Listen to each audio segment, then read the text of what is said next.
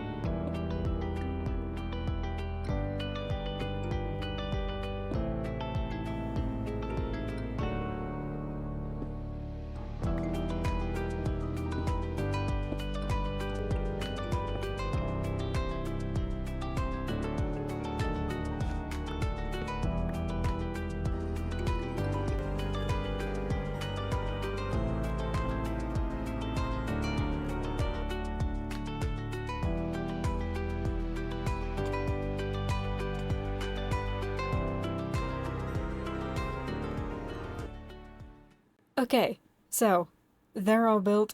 I will admit it has actually been a couple of days. In fact, I did some trial runs uh, with the new trial chambers and got a bunch of potions. So I made a little delivery to our potion stall here.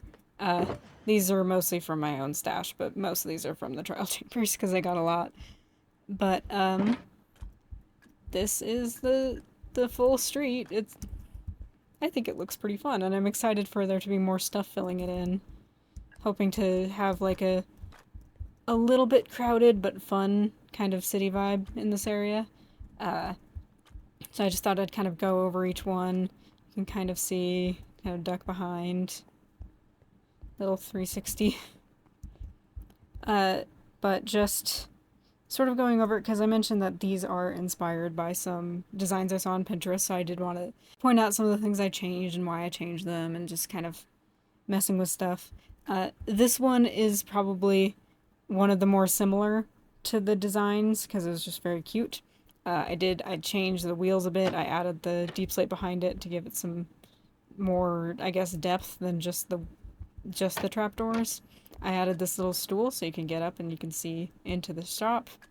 I changed the roof colors and materials. There was a like sign on the roof I took off, and I extended the roof and changed I added the glowberries.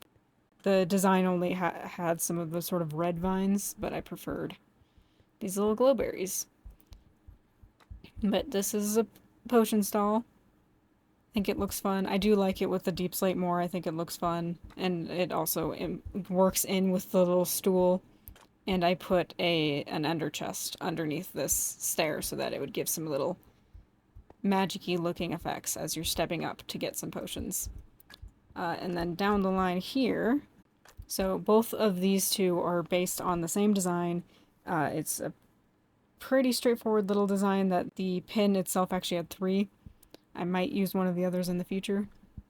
But I basically just took the design and switched out all of the main like color and material blocks to fit with the theme of each stall and the color scheme of each stall so that I could have my green sticks and gunpowder stalls.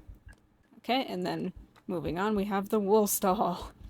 This one is very, very similar to the original. Again, I switched out a couple of the colors, and I did add these front trapdoors. I think it might have been a block wider.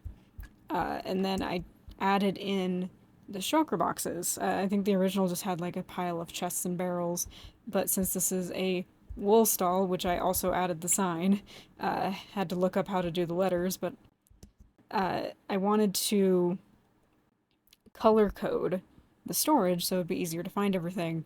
And so, of course, I was like, oh, can I fit enough shulker boxes in here for that to work? And I did make it work, and I have actually put some wool in here. I'm hoping to use this a bit as storage, like practically speaking. This did require an entire trip to the end because I did not have that many shulker shells, and so I had to do a whole trip just to get these, I think, 16 boxes. I got some extras, but it was a whole trip. Anyway, that's the general idea. I have these 4 stalls finished. I've tried to put some of their stock in each one.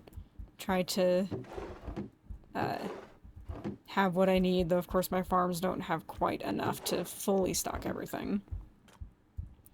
But yeah, very excited to have these. I think they look very good. I think it's fun.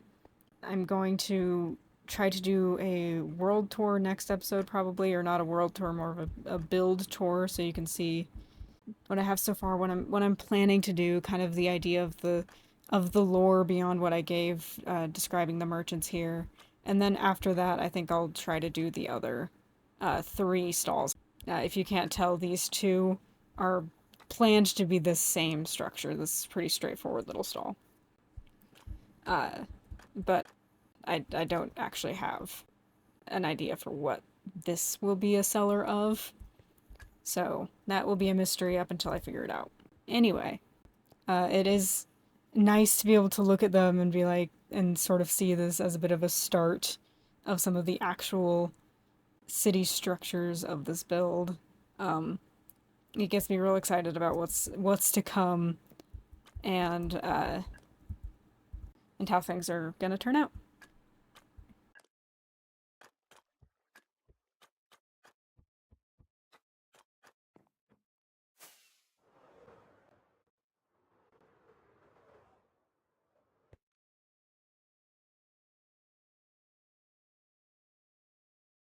So why am I making this video, this possible series, or whatever it ends up becoming? Well, this is a pretty big project, what I have in mind, and unlike a lot of previous big project ideas, I feel like I could actually complete this one. I've got a lot of elements that I'm excited to see finished, and a lot that I can't wait to get to. Like, I'm impatient that a lot of these steps are taking so long since I'm so excited. So I thought I'd record this whole thing and make some videos out of it on the off chance that someone else might like to see it. Because for one thing, this is me learning. I don't usually build mega bases or design entire cities in my Minecraft worlds. I have to learn and figure things out along the way, and thought that someone might like to learn along with me. And if not a single other human being ends up watching this, then at least I'll be able to look back, see my process, and understand how much progress I've made. If someone does end up watching this, hi! I hope that you've enjoyed it, maybe learned something as I did, or maybe just had a nice time with this on in the background. I hope that you'll come back to watch more, to learn, and to see this whole thing take shape alongside me. Sound good? Well, I guess I'll see you then.